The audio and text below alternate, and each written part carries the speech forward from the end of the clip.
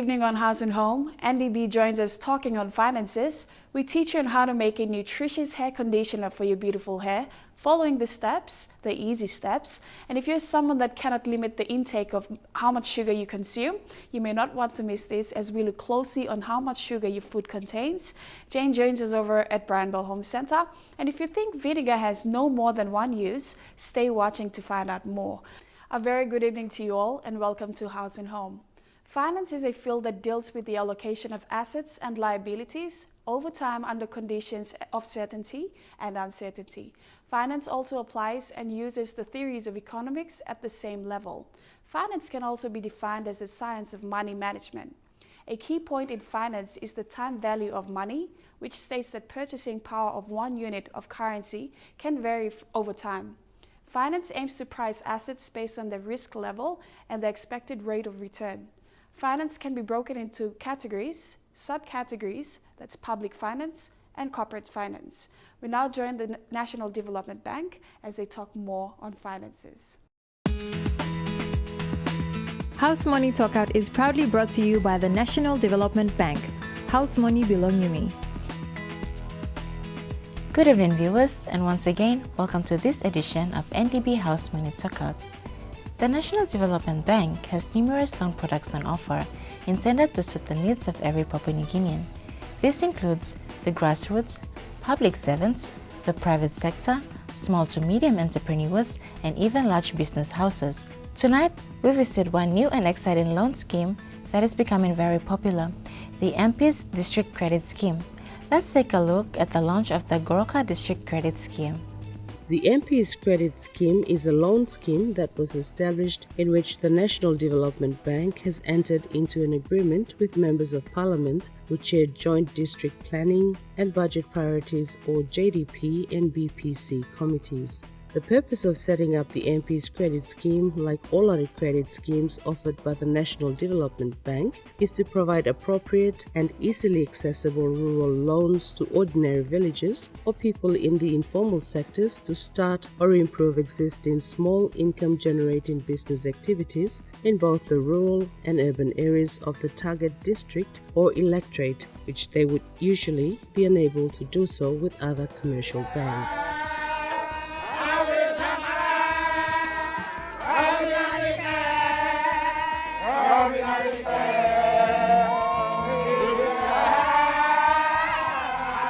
One local member of parliament who has made a massive commitment under this credit scheme through a memorandum of agreement signed with NDB is the member for Goroka Open, Honorable Bireki Sopa.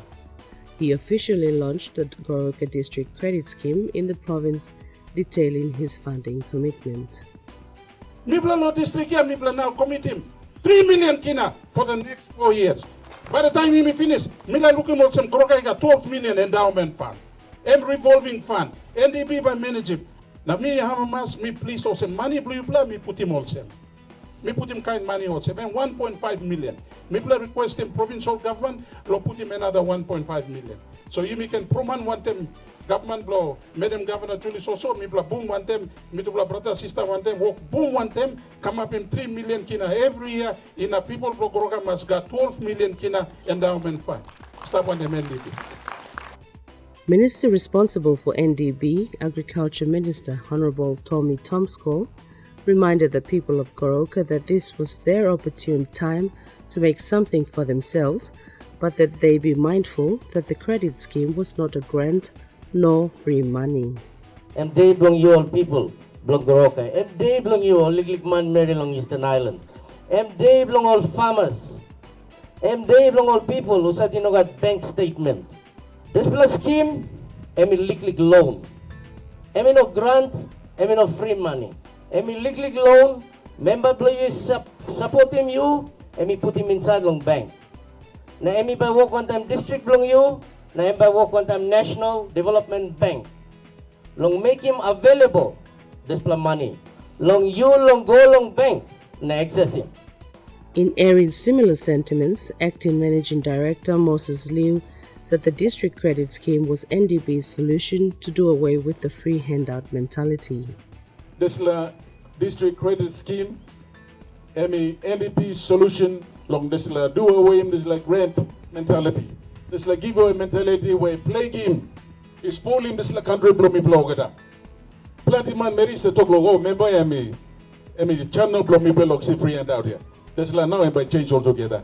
NDB introducing this like district credit scheme so that me play must give loan. Now me play too much working business. Look strong blow me player. So that's like me asking thing.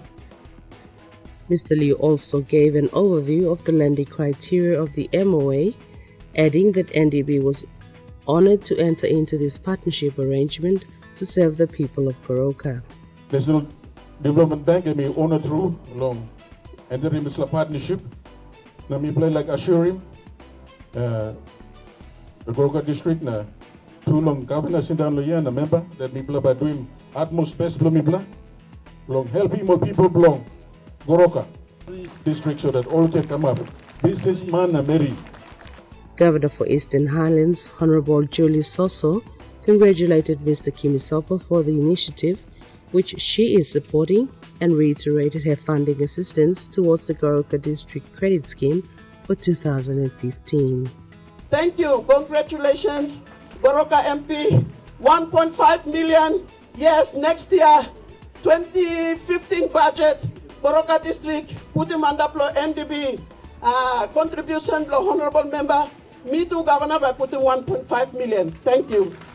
Many other MPs have come on board since the Goroka launching, meaning this concept is quite successful, ensuring the development and growth of the SME sector among the rural population.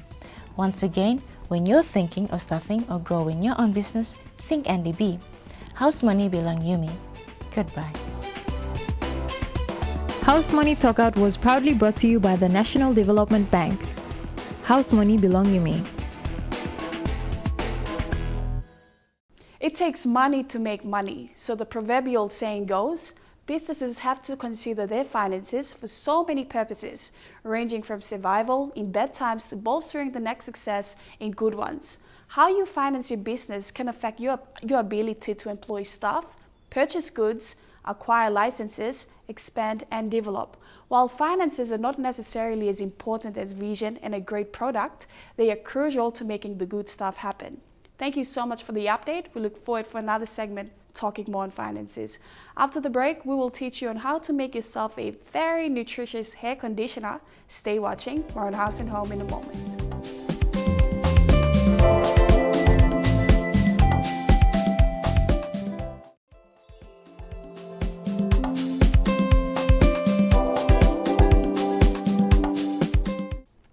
A very beautiful evening to you and your family. Welcome back. You're watching House and Home.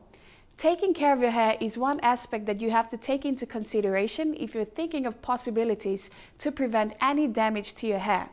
Various factors such as genetics, diet, or diseases contribute to the general status of your hair. Your hair can say so much about you, what you eat, where you come from, your lifestyle, and your daily habits. Your hair is your crowning glory for a number of reasons. It can tell so much about your personality in general. Your hair can determine that you're smoking, drinking, or taking any drugs. It can even give information about your ethnic origin, since different races have different characteristics. Just think of your hair as an accessory that will either make or break your entire getup. Providing the proper care and nourishment to keep it healthy are important steps towards looking your best. In our next story, to still maintain healthy hair, why not you try out this recipe yourself? One of the things I try to do regularly to keep my hair happy, healthy, and moisturized is deep condition. I have a couple of store-bought favorites, but lately I've been into DIY, so I'm thinking about trying an homemade deep conditioner routine. The great thing about all these recipes is that they all have one thing in common. They can all be made with basic ingredients from your kitchen. Healthy hair does not have to be expensive or time-consuming. The recipes that will be shown will help you achieve healthy hair on a low money and time budget. The first hair conditioner recipe is called olive oil and honey. Olive oil and honey work great as a deep conditioner. The honey is awesome for adding moisture, and for the ladies, olive oil is one of the best oils for our hair. Because it penetrates the air, it's also a great oil choice to deep condition or pre-condition your hair. Combine 1.5 cup honey and 1.5 cup olive oil in a bowl. Mix the ingredients together. When finished with mixing, apply the mixture to your hair, cover, apply heat, rinse, and style as usual. The second conditioner recipe is called avocado, coconut milk plus mayo, honey, and banana. All of these ingredients in the recipe are super moisturizing individually, but when combined, your hair is not for a real moisture threat. The mayonnaise is especially great for giving hair a healthy shine and added softness. All you have to do, combine 1 avocado, a half can coconut milk, a 1/4 cup mayonnaise, a 1/4 cup honey, half banana, or 1 jar of banana baby food. Blend all ingredients in a blender until smooth. If you don't own a blender, you can use a hand mixer or mix everything by hand. It should be blended well until no chunks remain. Keep blending until you are chunk-free. When done, apply the deep conditioner to your hair and cover your strands with a shower cap. Heat for at least 20 minutes. Rinse the mixture out with cool water or hot water. And make sure the mixture is completely rinsed out of your hair, then style as usual. After all of that, why create your own homemade conditioner anyway? Homemade, as we all know, is actually creating something yourself that you, maybe, or crudely simply made. Family could benefit and enjoy from. There are lots of benefits to making your own treatments with raw ingredients. Oftentimes, it's cheaper than prepackaged products and you have complete control of what goes in it. Conditioning treatments are perhaps the easiest to make because there are so many possibilities and combinations of household ingredients to use. These recipes work as hydrating, protecting, cleansing, co-wash, or deep conditioner, and you can substitute oils from different ones you prefer already have available. The homemade hair conditioner you have made works better than anything I even bought in any shop. Also, the ingredients are readily available and more affordable. Some of them I can even take straight out of my kitchen pantry. You'd do that too. You won't use any harmful, unhealthy chemicals or synthetic additives. Every conditioner recipe is natural. Just a reminder, if you want to make your own homemade recipe, especially if it's a homemade hair conditioner, some patience and careful experimenting, no matter what you want your natural homemade hair conditioner to do with your hair, it can do it. It is to soften, detangle, smoothen, give texture, give more volume, nourish, and say that you love and always respect your hair. Makes it shinier, repair, restore. Whatever you want, it can do it. And that's the homemade hair conditioner. Having said all that, it's now official home spa pampering time. Gather the ingredients, invite some friends, turn off your phone, turn on your favorite music, and shift your mind to the good things in life. Put on a smile and most importantly, think positive, happy thoughts, and relax. This is actually half the secret of these recipes. Well, there you go, viewers. Very easy steps to follow. Hope you watched carefully and jotted down the necessities to making a homemade, very nutritious hair conditioner. Not a very fancy recipe, but has great benefits for your hair. And did you know, viewers, a single hair strand can support up to 100 grams in weight? This literally means that your whole head can actually support the weight of 2 elephants. Wow. After the break, we take a closer look at how much sugar your food contains. See you shortly.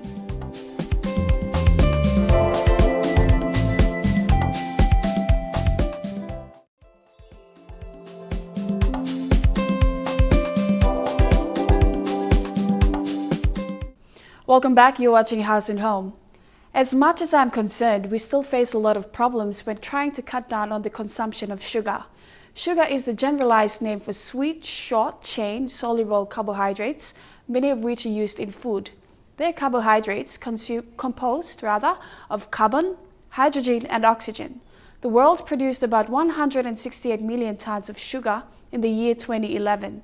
The average person consumes about 24 kilograms of sugar each year, and that's approximately to 33.1 kg in industrialized countries, equivalent to over 260 food calories per person per day.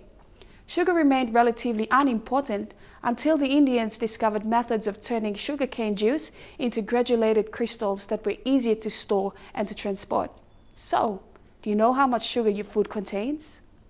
Sugar that people mostly associate it with is the high glycemic sugar, which spikes in your blood, and that spike is been shown to be worse for you than the low glycemic sugar, which has a bit more of a plateau and goes for a bit longer.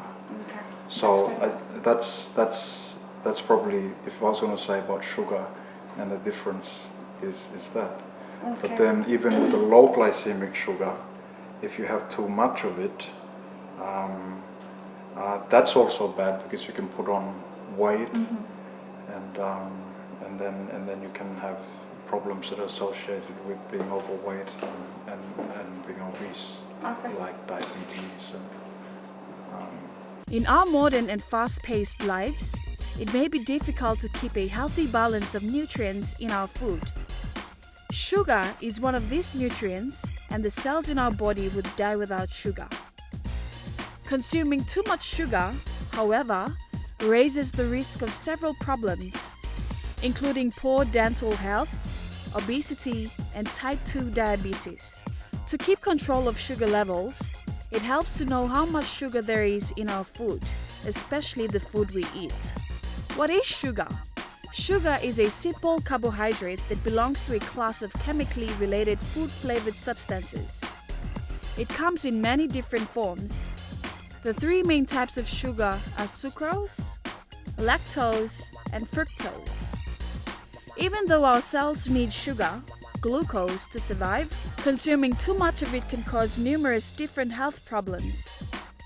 Added sugar contains no beneficial nutrients, and in excess only contributes to tooth decay, diabetes, and obesity. Added sugars contribute zero nutrients and are just empty calories that can lead to extra pounds or even obesity, thereby reducing heart health. Being aware of the existing and added sugar contents of the foods and drinks we consume, it is vital for our health, even more so today because so many products have sugar added to them. Nutritionists strongly recommend against consuming more than 13 teaspoons a day. So to help you keep track of how much sugar you're consuming, we've listed some common everyday foods and drinks together with their sugar content. Some of these may surprise you. So how much sugar is in a chocolate bar? With high sugar content, chocolate should always be viewed as an occasional treat. Milk chocolate bar, 44 grams, approximately 5.75 teaspoons of sugar. Milky bar, 58 grams, approximately 8.5 teaspoons of sugar. Marshmallows, 100 grams, contains 14.5 teaspoons of sugar. How much sugar do soft drinks contain? Soft drinks often contain a high amount of sugar. Coca-Cola, 1 can, that's like 7 teaspoons of sugar. For Red Bull, 1 can, that's 7.5 teaspoons of sugar. How much sugar is in your breakfast cereal? Fruit Loops are said to contain 106 times more sugar than shredded wheat. Cocoa Puffs contain 9.3 teaspoons of sugar. Cocoa Krispies contains 9.6 teaspoons of sugar, and Lucky Charms contain 9 teaspoons of sugar. How much sugar does fruit contain? Fruits contain fructose, a type of sugar. Fresh fruits have no added sugar. Bananas contain approximately 3 teaspoons of sugar, or fructose. Mangoes, approximately 3.2 teaspoons of sugar. For the grapes contain 4 teaspoons of sugar. And for the apricots contain 2.3 teaspoons of sugar. How much sugar do cakes and desserts contain? Custard, 1 medium portion, may contain 3.25 teaspoons of sugar. For the fruitcake, just 1 medium slice contains 5 teaspoons of sugar. For 1 chocolate chip muffin, that muffin may contain 4.75 teaspoons of sugar. And for your favorite, the sponge cake, 1 medium slice may contain 5.5 teaspoons of sugar. And a question we should ask ourselves frequently: why should I monitor my sugar intake?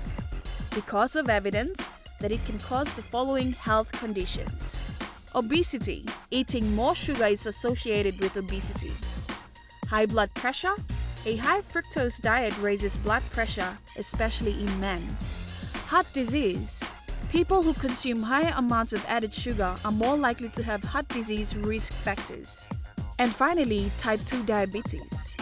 Sugar intake could directly linked to type 2 diabetes. And apart from all that, viewers, it was such an experience traveling to Bomana to attend an advocacy program for CIS workers and prisoners for Bomana. We also spoke to Dr. Rooney from the Port Moresby General Hospital, as he is specialized in dealing with people living with diabetes. So his aim is to treat and advocate CIS workers and prisoners, so when the prisoners go back to their homes, they go back advocating for others for what they have learned. With this basis around this research on diabetes, as custodial officers, we do not know the medical situations and medical status of prisoners and officers. And for Dr. Rooney's visit to the prison, it's very grateful because it will help us to know what are our status of our prisoners, our health situations, and the officers also, yes. During the doctor's first visitation and the first program on health awareness, we saw the importance, he talked about the importance of health of a prisoner when they release from prison. So they would be in a better position to understand the health situations. If he's a diabetes patient in the prison, and when he leaves the prison, he has that full information about how to prevent and how to look after himself or others when he leaves. Because the prisoners will leave prison after serving the time in prison. And if they are diabetes patients, with that information, they can also use that information to relay, talk to their family or friends outside of prison, yes. My interest is in diabetes, and I developed the interest because I noticed that there was a huge number of people coming into the hospital with diabetes, and mainly with the end complications of diabetes, where a lot of damage had already been done in the body, and they turn up and they find out after those complications that they've had diabetes. And it's most probable that they've had diabetes for 5, 6, 7 years before they turned up with those complications.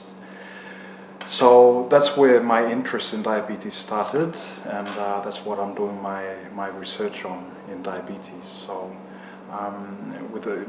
there's a whole lot of things that we can talk about with diabetes, and what I talk about will change with the audience in which I'm talking to.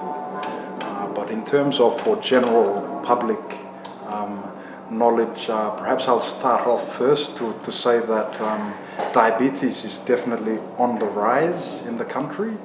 We're seeing a lot of diabetes now in the country than we've ever seen before.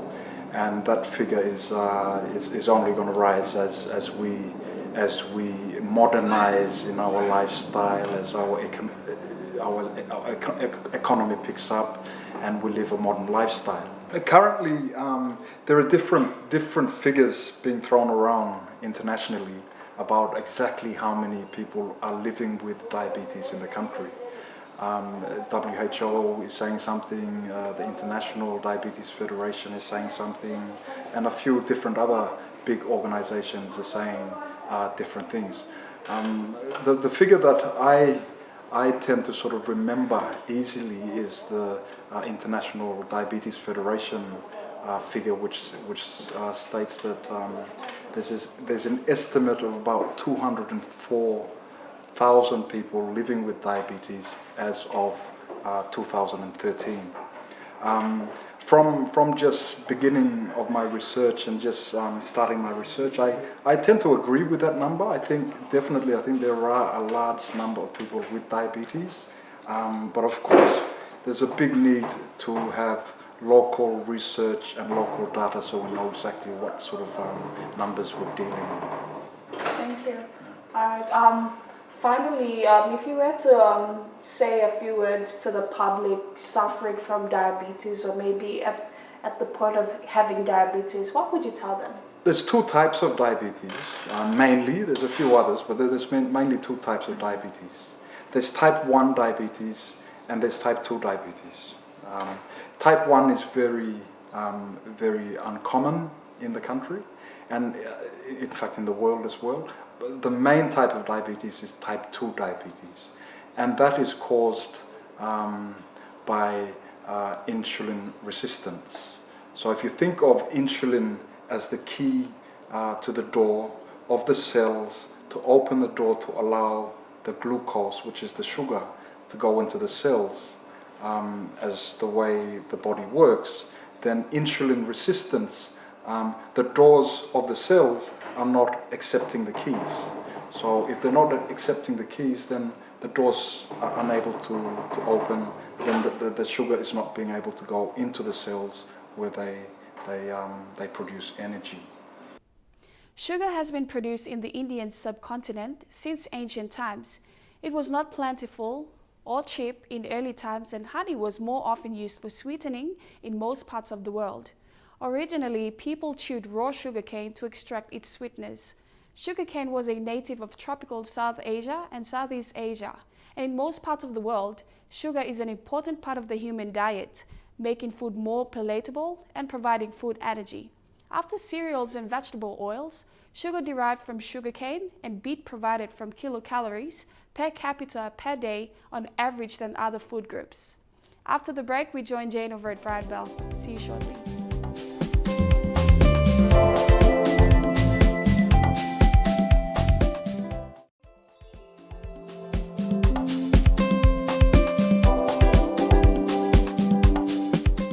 Hey, Mr. B.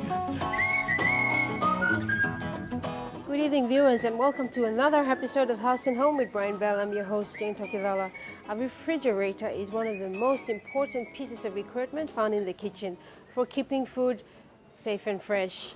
These electrical appliances are commonly used today. We tend to forget that a refrigerator was once more than a box with a block of ice to supply an undependable source of cold air. But we are instantly reminded of its importance to our daily lives when the power goes off or the appliance fails, putting the health of our food in jeopardy. Modern refrigeration today has many applications, such as preserving medicine, blood, and most important, the preservation of food. Today we have many mechanical refrigeration systems that make transportation, storage, and the use of refrigerated goods easy and practical. Tonight I will feature the showcase freezer and chillers. So if you're looking for a commercial refrigerator for your trade store, food kiosk, restaurant, or if you're selling beer, then this is what you need. Our first product, the Right Temp Showcase Freezer, is available in different sizes. We have the one door, which is suitable for a small business or a trade store, and we have the dual door innovative design, which is perfect for the on-the-go items and is suitable for supermarkets or restaurants. These chillers have high efficiency LED lighting, which produces brighter, cooler, more energy efficient lighting. The stainless steel panel helps contain consistent temperature throughout the refrigerator. These chillers are suitable for storing fruits, vegetables, cakes, dairy products, drinks, and many other foods. The shelves are adjustable for convenience. Our second product, the West Point Showcase Freezer, is available in different sizes and is suitable for hotels, restaurants, or supermarkets. It features a clear sliding door for customer convenience and can cater for up to 4 big basket trays to display your products. It is especially useful for frozen goods like chicken, red meat, and fish. It consumes less power and freezes quickly. It's portable, where it can be moved easily with wheels, and comes with a lock for security purposes. Our next product, the Okma Showcase Freezer, is a reliable brand and is continuously striving to be the industry leader. It's available in different sizes and can cater for up to 2 to 3 baskets. It is useful for quick frozen products, especially those that are small, wet, or sticky that tend to form clusters. For example, ice cream, dairy products, and icy poles.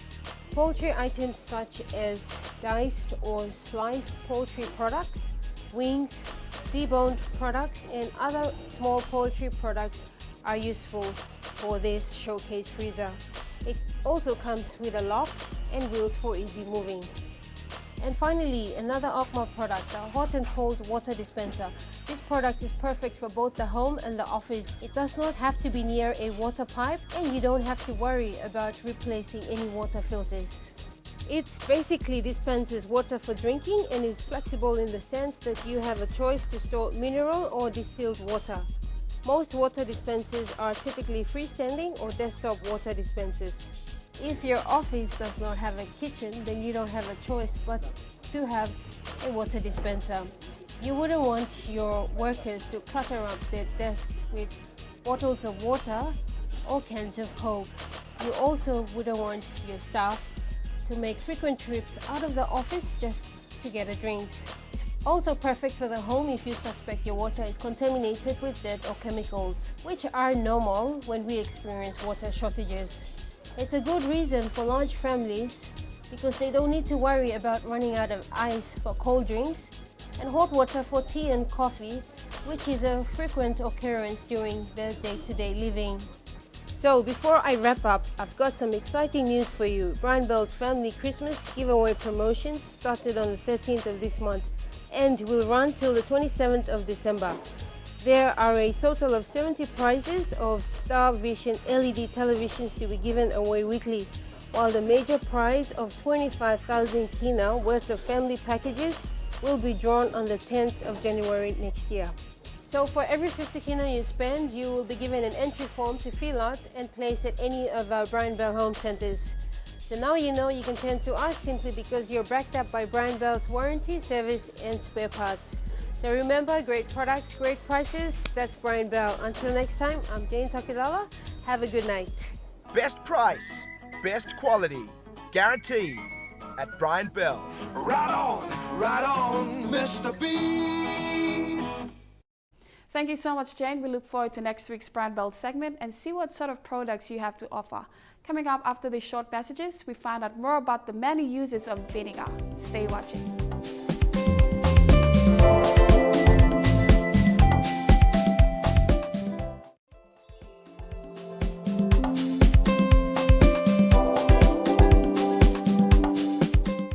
Welcome back. You're watching House and Home. Now, if you thought vinegar has no more but only one use, then you are wrong. Vinegar is a liquid consisting mainly of acetic acid and water.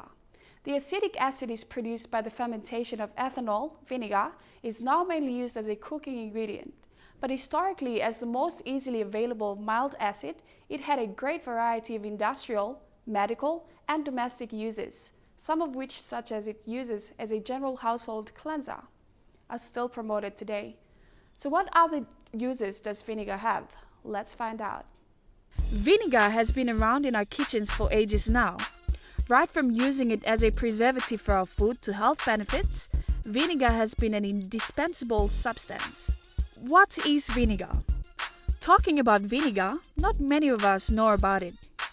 Vinegar is a totally natural food.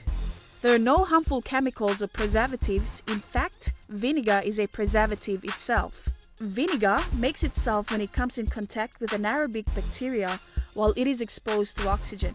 It then makes acetic acid, and this is the acid that we find in all vinegars. By simply letting a wine, fresh uncooked apple cider, or other fresh juices stay uncorked, we will get a batch of vinegar in a week or so. However, not all aerobic bacteria can produce good tasting vinegar.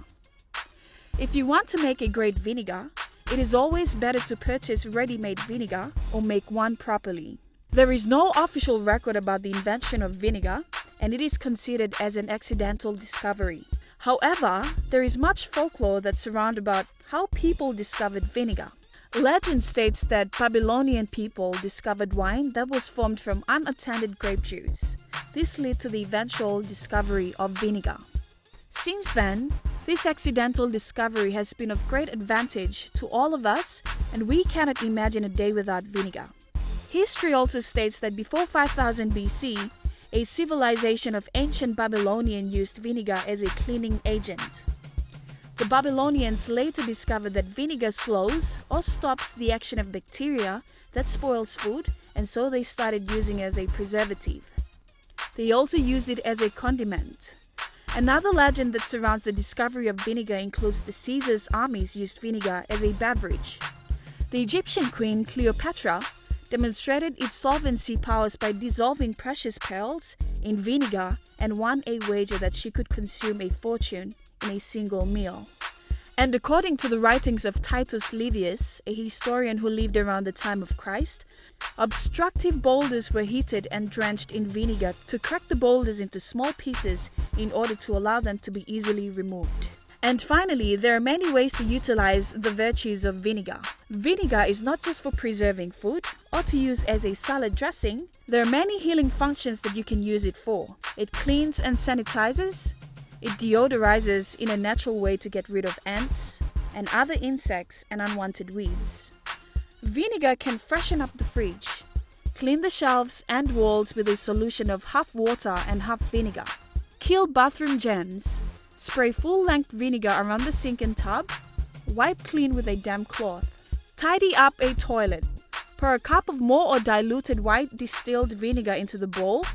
Let sit several hours overnight. Scrub well with a toilet brush and flush. With vinegar, you can also renew paint brushes.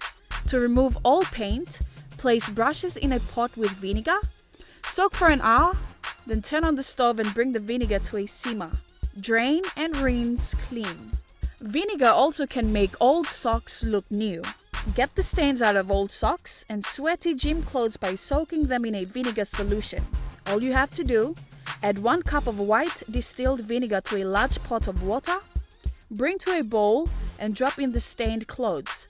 Let them soak overnight, and in the morning, stained clothes are fresh and bright. Vinegar can restore handbags and shoes. White distilled vinegar on scuffed leather bags and shoes. It will restore them shine and help hide the marks. Vinegar can also whiten your teeth.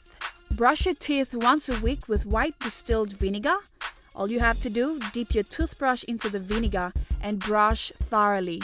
It will help prevent bad breath too. Vinegar can let your dog shine. Spray your dog with 1 cup white distilled vinegar mixed with 1/4 water. The solution is a cheap alternative to expensive pet care products, plus the vinegar will help repel pests like fleas and ticks. Vinegar also can prevent cracked eggs. Prevent eggs from cracking as they hard boil by adding 2 tablespoons of white vinegar to the water. The eggs will stay intact and the shells will peel off more easily when you're ready to eat them. Vinegar can repair DVDs. If you have a worn DVD that skips or freezes, wipe it down with white distilled vinegar applied to a soft cloth. Make sure the DVD is completely dry before reinserting it in the player. Vinegar can loosen a rusted screw. Pour vinegar onto the screw and it will easily unstick. Vinegar can eliminate dandruff. If your scalp is feeling dry or flaky, vinegar can be a simple at-home remedy. Once a week, pour 1 cup of apple cider vinegar over your scalp and let it sit for 15 minutes. Then you rinse thoroughly with cool water. And finally, did you know that vinegar can rinse fruits and vegetables? Add 2 tablespoons white distilled vinegar to 1 pint water. Use the mixture to wash fresh fruits and vegetables, then rinse thoroughly. The solution kills more pesticides than it does with pure water. Vinegar is ideal for washing produce because it breaks down the wax coating and kills bacteria and mold. Vinegar is also the most effective and safest way to wash fruits and vegetables, beating antibacterial soap, water, and just a scrub brush in removing bacteria. And multiple trials indicate that taking vinegar with food increases satiety, which is the feeling and fullness in your body, and so reduces the amount of food consumed. Daily intake of vinegar is useful in the prevention of metabolic syndrome by reducing obesity. Also, diluted vinegar, 3% to 5%, has also been tested as an effective screening tool for cervical cancer. Vinegar changes the color of affected tissues to white, making diagnosis by inspections possible, reducing by 35% the mortality for early detection against controlled birth. Stay watching as we wrap up this evening's episode after these short messages.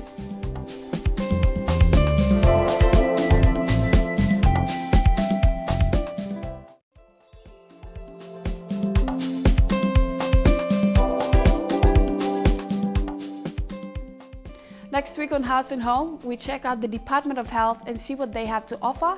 BSB joins us with their monthly report. Jane joins us over at Brian Bell. And we find out if drinking water while eating is good for you. We also find out about the proven health benefits for eggs. That is all we have for you this evening, and this is where the House and Home team and I will leave you. But before I say goodnight, health is a large word. Health is a state of complete harmony of the body, the mind, and the spirit. When one is free from physical disabilities and mental distractions, the gates of the soul open. The root of all health is in the brain. The trunk of it is in emotion. The branches and leaves are the body. The flower of health blooms when all parts work together. He's wishing you a very pleasant evening, and may the remainder of the week ahead be a productive and a satisfying one. And don't forget, keep on the journey to a healthier you with those regular exercises, enjoying the outdoors, and keep eating right. Good night.